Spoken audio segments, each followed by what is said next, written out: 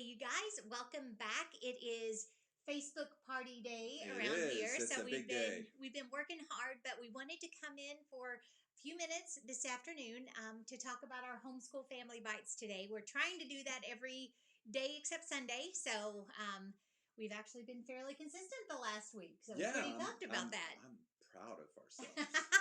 Today, though, we are going to be talking about routines and the Like importance of them. like homeschool family bites. It's a Yeah, routine, wouldn't it? or Yeah. a habit. Yeah, it is. Oh, which one is it? Uh, I don't uh. know.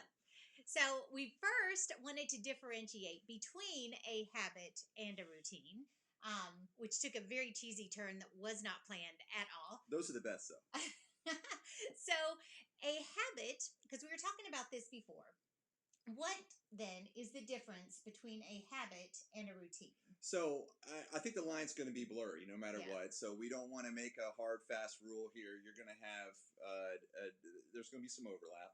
But a routine is something that is kind of like a cycle of your day. It A is rhythm. It's a rhythm, rhythm. yeah.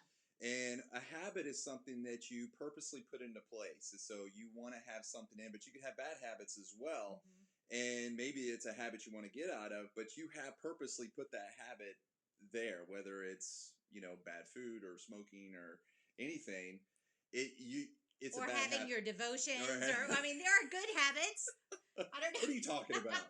No, Exercise, I don't know. But habits is not what we're here to talk about today. We'll do that another day.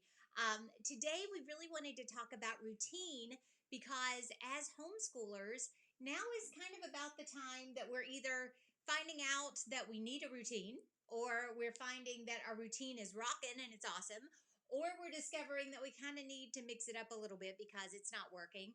So we're kind of at the point where everybody starts to think about routine. And I wanted to very first of all kind of lay a foundation for those of you that are new homeschoolers, um, or have not yet settled into something that would be a routine for your family that really works. I talk a lot in Heart School and in a lot of different places about the difference between a routine or a rhythm of your day and a schedule. And so what we're talking about really is that rhythm of your day, a routine, which tends to work better for most homeschool families than a strict schedule, especially for the ones that are focused on going for the heart of their children, because those detours that you take with your kids, which is the most important part of your day, can really throw off a schedule if you're really married to that. But a routine has the flexibility for that built in. So it's way, way better if you're a heart schooling parent to find a routine or a rhythm that works. Absolutely. And I think one of the speakers at our conference, they brought up that the father actually works at night, and so he comes home, and it basically forces them into a different routine from what you would typically see and what a lot of people write, getting up early in the morning, and that's when you're going to be most productive and going through all this stuff. Everybody would have a very different routine depending on the cycle and what's going on in your life at that time. Some kids are much more productive at 10 rather than going at 8 a.m. Or 2 p.m. maybe. Or 2 p.m. You end up in situations where a routine may be different for you. Absolutely. But before we get into specifics, because I want to tell you a few very specific points, things to think about with setting up your routine. You said something that I think is so foundational as we were kind of discussing briefly what we wanted to talk about. You noted something that was kind of foundational for the routine. So why don't you kind of lay that out, and then I'll flesh out how it could look.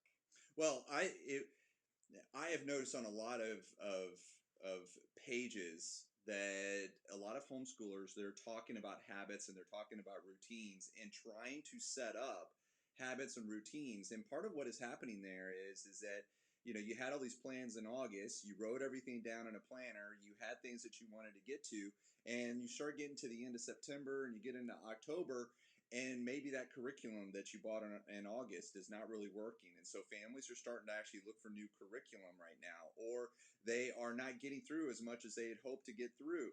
And so they are wanting to be more productive. And a habit and a routine is seen as this window into being more productive or a different lifestyle. And there's also this element of not being able to hold on to a routine or a habit longer than a month or so. You start kind of falling off. It's like resolutions, right? Everybody starts a resolution at the beginning of January and they fall off in February and March. And we talked about goals. We've talked a lot about goals. I think maybe 2 weeks ago we had a homeschool family bites that was specifically about goals. And we talked about how really good structured goals have 4 layers to them. They have the crazy layer, they have the concrete layer, they have what you control, and then they have the everyday layer. And the everyday layer is where the routines and the habits come in. And those are meant to be supportive of what your crazy goal is. If you're having trouble holding on to a routine and a habit, the reason why is because you're not really emotionally invested in what your crazy goal is. What your big vision. What your big vision is. Yeah, that thing that you really want are driven by. And so if that is not big enough for you, if you're not emotionally invested, if it's not something that gets you excited when you think about your life achieving this goal, then it doesn't really work for you. The habits and the routines become extremely hard. They're drudgery for you. And so the answer in a lot of cases to holding on and creating routines and habits is to have a really good, crazy goal. Yep. That top layer of your goal. Something that you're reaching for, that you are very just emotionally invested in, that you really want, that you get excited about. And the other element of this is that the routines, why are they there? So many people, they fall into certain routines and certain cycles and certain bad habits, but they're really just floating. They're really just kind of going from one thing to the next, and they just kind of land in doing the same thing every single day. So the routine, you have to ask that question. You have to ask that question. Why am I doing this? Yeah. Yeah. So why is this here? So your foundational why, your driving reason, your big crazy goal is actually going to influence the routine and the rhythm of your day. Or at least it should. It should. It should be. And it's going to give a lot of structure to what you're doing. And it also will take a lot of stress out of the picture because you see things as that bigger picture. I am working towards this. So, for example, the way that I learned, I talk about this in Heart School in depth, but I can tell you a whole lot of ways not to schedule your day. I have ruined that in so many creative ways, you just can't even believe it. But I finally discovered that I really just need a routine, a rhythm to our day, and that is something that we can actually function in. And that impacted when I kind of plugged in the classes because, like he alluded to earlier, I may find that some of my children can do the higher level, the math, the stuff that they have to really think a lot more for early. Others couldn't possibly do it early. They need to do it later. And so you kind of structure when you plug things in based on strengths of your children. But I also really want to encourage you in this because my big goal, our big goal, is always to go for the hearts of our children, to disciple them, to point them to Jesus.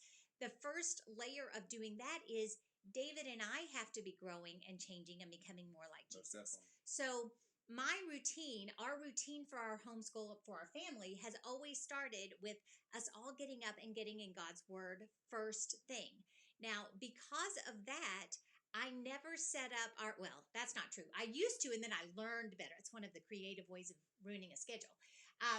But I learned that I shouldn't try to start our day, 8 a.m. on the nose because that really rushed.